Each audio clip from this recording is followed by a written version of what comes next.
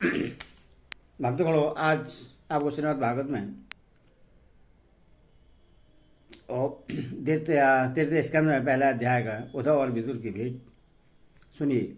ओम नमो भगवते वासुदेवाय। श्रीमद् भागवत पुराण तीर्थ स्कंद पहला अध्याय उद्धव और विदुर की भेंट यह कथा आप सुनिए। श्री सुखदेव जी ने कहा, परीक्षित, जो बात तुमने पूछी है वही पूर्व काल में अपनी सुख स्मृति से पूर्ण घर को छोड़कर वन में गए हुए विदुर जी ने भगवान मैत्री से पूछी थी। जब सर्वेश्वर भगवान श्री कृष्ण पांडवों के दूत बनकर गए थे, तब वे दुर्योधन के महलों को छोड़कर उसी विदुर के घर में उससे अपना ही समझकर बिना बुलाए चले गए थे। राजा परीक्षित ने पूछा, प्रभु, यह तो बतलाइए कि भगवान मैत्री के साथ विदुर जी का समागम कहाँ और किस प्रकार हुआ था। पवित्रतमा विदुर ने महात्मा मैत्री जी से कोई साधारण प्रश्न नहीं किया होगा, क्योंकि उससे तो मैत्री जी जैसे साधु शिरोमणि अभिनंदन पूर्वक उत्तर देकर महिमान्वित किया था। सूत जी कहते हैं, सर्वज्ञ श्री सुखदेव जी ने राजा परीक्षित के इस प्रकार पूछने पर अति प्रसन्न होकर कहा, सुनो। श्री सुखदेव जी कहने लगे, परीक्षित, यह उन दिनों की बात है जब अंधे राजा धृतराष्ट्र ने अन्यायपूर्वक अपने दुष्ट पुत्रों का पालन पोषण करते हुए अपने छोटे भाई पांडु के अनाथ बालकों को लाक्षसा भवन में भेजकर आग लगवा दी। जब उनकी पुत्र वधु और महाराज युधिष्ठिर की पटरानी द्रौपदी के केश दुशासन ने भरी सभा में खींचे, उस समय द्रौपदी की आंखों से आंसू की धारा बह चली और उस प्रभाव से ही उसके वक्षस्थल पर लगा हुआ केसर भी बह चला। किंतु धृतराष्ट्र ने अपने पुत्र को उस कुकर्म से ही नहीं रोका। दुर्योधन ने सत्यपरायण और भोले भाले युधिष्ठिर का राज्य जुए में अन्याय से जीत लिया और उन्हें वन में निकाल दिया। किंतु वन से लौटने पर प्रतिज्ञापूर्वक जब उन्होंने अपना न्यायोचित प्रेतक भाग मांगा, तब भी मोहबस उन्होंने उन अजातशत्रु युधिष्ठिर को उनका हिस्सा नहीं दिया। महाराज युधिष्ठिर के भेजने पर जब जगत गुरु भगवान श्री कृष्ण ने कौरवों की सभा में हित भरे सुमधुर वचन कहे, जो भीष्मादि सज्जनों को अमृत से लगे, पर कुरुराज ने उनके कथन को कुछ भी आदर नहीं दिया। देते कैसे, उनके तो सारे पुण्य नष्ट हो चुके थे। फिर जब सलाह के साथ विदुर जी को बुलाया गया, तब मंत्रियों में श्रेष्ठ विदुर जी ने राज्य भवन में जाकर बड़े भाई धृतराष्ट्र के पूछने पर उन्हें वह सम्मति दी, जिससे नीति शास्त्र के जानने वाले पुरुष विदुर नीति कहते हैं।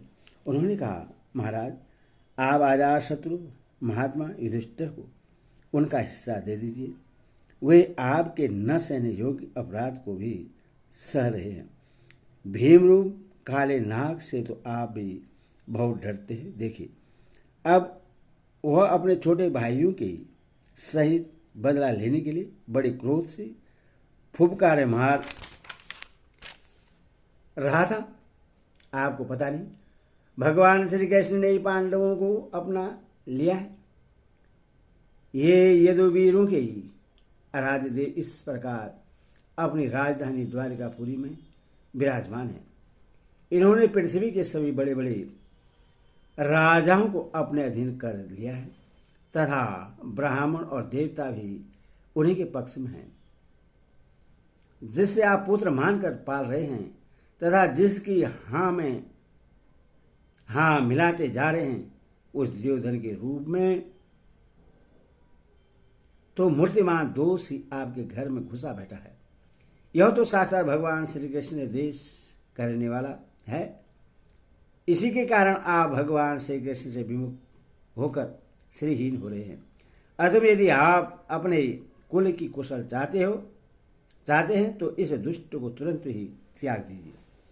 विदुर जी का ऐसा सुंदर स्वभाव था कि साधुजन भी उससे प्राप्त करने की इच्छा करते थे, किंतु उनकी यह बात सुनते ही कर्ण, दुशासन और शकुनी के सहित दुर्योधन के होंठ अत्यंत क्रोध से फड़ करने लगे और उसने उनका तिरस्कार करते हुए कहा, अरे इस कुटिल दासी पुत्र को यहाँ किसने बुलाया है? यह जिनके टुकड़े खाकर जीता है, उन्हीं के प्रतिकूल होकर शत्रु का काम बनाना चाहता है। इसके प्राण तो मत लो, परंतु इससे हमारे नगर से तुरंत बाहर निकाल दो। भाई के सामने ही कानों में बाण के समान लगने वाले इन अत्यंत कठोर वचनों से मर्माहत होकर भी विदुर जी ने कुछ बुरा न माना और भगवान की माया को प्रबल समझकर अपना धनुष राजद्वार पर रख वे हस्तिनापुर से चल दिए। कौरवों को विदुर जैसे महात्मा बड़े पुण्य से प्राप्त हुए थे। वे हस्तिनापुर से चलकर पुण्य करने की इच्छा से भूमंडल में तीर्थपाद भगवान के क्षेत्रों में विचरने लगे, जहाँ हरि, ब्रह्मा, रुद्र, अनंत आदि अनेकों मूर्तियों के रूप में विराजमान हैं। जहाँ भगवान की प्रतिमाओं से सुशोभित तीर्थस्थान, नगर, पवित्र वन, पर्वत, निकुंज और निर्मल जल से भरे हुए नदी, सरोवर आदि थे। उन सभी स्थानों में अकेले ही विचरते रहे। वे अवधूत देश में स्वतंत्रतापूर्वक पृथ्वी पर विचरते थे, जिससे आत्मीय जन उन्हें पहचान न सके। वे शरीर को सजाते न थे, पवित्र और साधारण भोजन करते, शुद्ध वृत्ति से जीवन निर्वाह करते, प्रत्येक तीर्थ में स्नान करते, जमीन पर सोते और भगवान को प्रश्न करने वाले व्रतों का पालन करते रहते थे। इस प्रकार भारतवर्ष में ही विचरते विचरते जब तक वे प्रभात क्षेत्र में पहुंचे, तब तक भगवान श्री कृष्ण की सहायता से महाराज युधिष्ठिर पृथ्वी का एक छत्र अखंड राज्य करने लगे थे। वहां उन्होंने अपने कौरव बंधुओं के विनाश का समाचार सुना तो आपस की कलह के कारण परस्पर लड़ भिड़कर उसी प्रकार नष्ट हो गए थे, जैसे अपनी ही रगड़ से उत्पन्न हुई आग से बांसों का सारा जंगल जलकर खाक हो जाता है। यह सुनकर वे शोक करते हुए चुपचाप सरस्वती के तीर पर आए। वहां उन्होंने चित, तीर्थ, उष्णा, मनु, पृथु, अग्नि, असित, वायु, सुधास, गौ, गोह और श्राद्धदेव के नामों से प्रसिद्ध 11 तीर्थों का सेवन किया। इनके सिवा पृथ्वी में ब्राह्मण और देवताओं के स्थापित किए हुए जो भगवान विष्णु के और भी अनेक मंदिर थे, जिनके शिखरों पर भगवान के प्रधान आयुध चक्र के चिन्ह थे और जिनके दर्शन मात्र से श्री कृष्ण का स्मरण हुआ था, उनका भी सेवन किया। वहां से चलकर वे धन धान्यपूर्ण सौराष्ट्र, सौवीर, मत्स्य और कुरुजंगाल आदि देशों में होते हुए जब कुछ दिनों में यमुना तट पर पहुंचे, तब वहां उन्होंने परम भागवत उद्धव जी का दर्शन किया। भगवान श्री कृष्ण के प्रख्यात सेवक और अत्यंत शांत स्वभाव थे। वे अपने बृहस्पति के शिष्य रह चुके थे। विदुर जी ने उन्हें देखकर प्रेम से गाढ़ आलिंगन किया और उनसे अपने आराध्य भगवान श्री कृष्ण और उनके आश्रित अपने स्वजनों का कुशल समाचार पूछा। विदुर जी कहने लगे, उद्धव जी, पुराण पुरुष बलराम जी और श्री कृष्ण ने अपने ही नाभि कमल से उत्पन्न हुए ब्रह्मा जी की प्रार्थना से इस जगत में अवतार लिया है। वे पृथ्वी का भार उतार कर सबको आनंद देते हुए अब श्री सुखदेव जी के घर कुशल से रह रहे हैं ना। पेरिवर, हम कुरुवंशियों के परम सुहृदय और पूज्य वसुदेव जी, जो पिता के समान उदारतापूर्वक अपनी कुंती आदि बहनों को उनके स्वामियों का संतोष कराते हुए उनकी सभी मनचाही वस्तुएं देते आए हैं, आनंद पूर्वक है ना। प्यारे उद्धव जी, यादवों के सेनापति वीरवर परधुमन जी तो प्रश्न है ना, जो पूर्व जन्म में कामदेव थे तथा जिन्हें देवी रुक्मणी जी ने ब्राह्मणों की आराधना करके भगवान से प्राप्त किया था। शाश्वत वृष्टि भोज और दशाह वंशी यादवों के अधिपति महाराज उग्रसेन तो सुख से है ना, जिन्होंने राज्य पाने की आशा का सर्वदा परित्याग कर दिया था, परंतु कमल नयन भगवान श्री कृष्ण ने जिन्हें फिर से राज सिंहासन पर बैठाया, सौम्य अपने पिता श्री कृष्ण के समान समस्त रथियों में अग्रण्य श्री कृष्ण तनय सांब सकुशल तो है ना। ये पहले पार्वती के द्वारा गर्भ धारण किए हुए स्वामी कार्तिक हैं। अनेक व्रत करके जामवंती ने इन्हें जन्म दिया था, जिन्होंने अर्जुन से रहस्य युक्त धनुर्विद्या की शिक्षा पाई है। ये सात्विकी तो कुशल पूर्वक हैं। वे भगवान श्री कृष्ण की सेवा से अनायास ही भक्तजनों की उस महान स्थिति पर पहुंच गए हैं जो बड़े बड़े योगियों को भी दुर्लभ है। भगवान के शरणागत निर्बल भक्त बुद्धिमान अंकुर जी भी प्रश्न है ना, जो श्री कृष्ण के चरण चिन्हों से अंकित वज्र के मार्ग की रज में प्रेम के अधीर होकर लौटने लगे थे। भोजवंशी देवकी की पुत्री देवकी जी अच्छी तरह है ना, जो देव माता अदिति के समान ही साक्षात विष्णु भगवान की माता है। जैसे बेतरई यज्ञ विस्तार अर्थ को अपने मंत्रों में धारण किए रहती हैं, उसी प्रकार उन्होंने भगवान श्री कृष्ण को अपने गर्भ में धारण किया था। आप भक्तजनों की कामनाएं पूर्ण करने वाले भगवान अनिरुद्ध जी सुख रूप है ना, जिन्हें शास्त्र वेदों के आदि कारण और अंत करण चतुष्टय के चौथे अंश मन की अधिष्ठाता बतलाते हैं। सौम्य स्वभाव उद्धव जी अपने हृदयेश्वर भगवान श्री कृष्ण का अन्य भाव से अनुसरण करने वाले जो अधिक सत्य भावानंद चारों देवन और गत आदि अन्य भगवान के पुत्र हैं, वे सब भी कुशल पूर्वक है ना। महाराज युधिष्ठिर अपनी अर्जुन और श्री कृष्ण रूप दोनों भुजाओं की सहायता से धर्म मर्यादा का न्यायपूर्वक पालन करते हैं ना। मैदानव की बनाई हुई सभा में इनके राज्य वैभव और दबदबे को देखकर दुर्योधन को बड़ा ढा हुआ था। अपराधियों के प्रति अत्यंत अक्षण भीमसेन ने सर्प के समान दीर्घकालीन क्रोध को छोड़ दिया है क्या?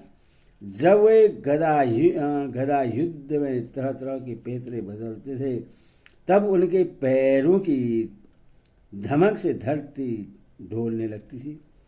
जिनके बाणों के जाल से छिपकर किरात भेषधारी अतएव किसी की पहचान में न आने वाले भगवान शंकर प्रश्न हो गए थे, वे रथी और युद्धपतियों का सोयस बढ़ाने वाला गाड़ी धारी अर्जुन तो प्रश्न है ना। अब तो उनके सभी शत्रु शांत हो चुके होंगे। पलक जिस प्रकार नेत्रों की रक्षा करते हैं, उसी प्रकार कुंती के पुत्र युधिष्ठिरादि जिनकी सर्वदा संभाल रखते हैं, और कुंती ने ही जिनका लालन पालन किया है, वे मांद्री के यमज पुत्र नकुल और सहदेव कुशल से तो है ना। उन्होंने युद्ध में शत्रु से अपना राज्य उसी प्रकार छीन लिया जैसे दो गरुड़ इंद्र के मुख से अमृत निकाल लाए। अहो बेचारी कुंती तो राशि श्रेष्ठ पांडु के वियोग में मृतप्राय सी होकर भी इन बालकों के लिए ही प्राण धारण किए हुए है। रथियों में श्रेष्ठ महाराज पांडु ऐसे अनुपम वीर थे कि उन्होंने केवल एक धनुष लेकर ही अकेले चारों दिशाओं को जीत लिया था। सौम्य स्वभाव उद्धव जी, मुझे तो अथ पतन की ओर जाने वाले उन धृतराष्ट्र के लिए बार बार शोक होता है, जिन्होंने पांडु के रूप में अपने परलोकवासी भाई पांडु पांडु से ही द्रोह किया तथा अपने पुत्रों की हाँ में हाँ मिलाकर अपने हित चिंतक मुझको भी नगर से निकलवा दिया। किंतु भाई मुझे इसका कुछ भी खेद अथवा आश्चर्य नहीं है। जगतधाता भगवान श्री कृष्ण ही मनुष्यों की सी लीलाएं करके लोगों की मनोवृत्तियों को भ्रमित कर देते हैं। मैं तो उन्हीं की कृपा से उनकी महिमा को देखता हुआ दूसरों की दृष्टि से दूर रहकर सानंद विचर रहा हूं। यदि भी कौरवों ने उनके बहुत से अपराध किए, फिर भी भगवान ने उनकी इसीलिए उपेक्षा कर दी थी कि वे उनके साथ उन दुष्ट राजाओं को मारकर अपने शरणागतों का दुख दूर करना चाहते थे, जो धन विद्या और जाति के मद से अंधे होकर कुमारगामी हो रहे थे और बार बार अपनी सेनाओं से ही पृथ्वी को कपा रहे थे। उद्धव जी, भगवान श्री कृष्ण जन्म और कर्म से रहित हैं, फिर भी दुष्टों का नाश करने के लिए और लोगों को अपनी ओर आकर्षित करने के लिए उनके दिव्य जन्म कर्म हुआ करते हैं। नहीं तो भगवान की तो बात ही क्या है, दूसरे जो लोग गुणों से पार हो गए हैं उनमें भी ऐसा कौन है जो इस कर्माधीन देह के बंधन में पड़ना चाहेगा। अतः मित्र, जिन्होंने अजन्मा होकर भी अपनी शरण में आए हुए समस्त लोग बाल और आज्ञाकारी भक्तों का प्रिय करने के लिए यदुकुल में जन्म लिया है, उन पवित्र कीर्ति श्री हरि की बातें सुनाओ। हरि ओम तत्सत, हरि ओम तत्सत।